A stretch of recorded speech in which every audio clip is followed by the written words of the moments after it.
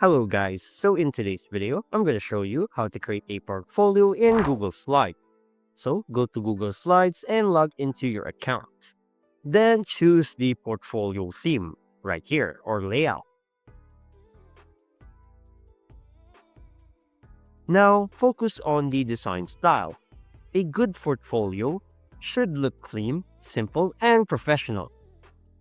Use neutral colors, readable fonts, and plenty of white space. Avoid heavy colors or crowded layouts so your work stands out. You can start with a simple theme or design everything manually. So on the first slide, you can add your introduction. This includes your name, role, and a short summary of what you do.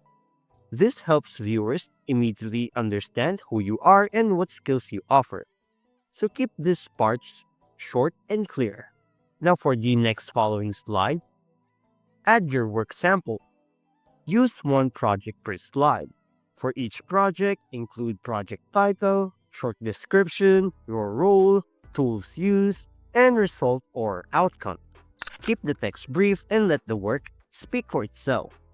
You can add screenshots, mock-ups, or images of your work. Make sure images are high quality and properly aligned. And if you have multiple projects, keep the same layout, font sizes, and spacing on every slide. Consistency makes your portfolio look professional and organized. You can add a skill slide showing your main skill using icons or short bullet points.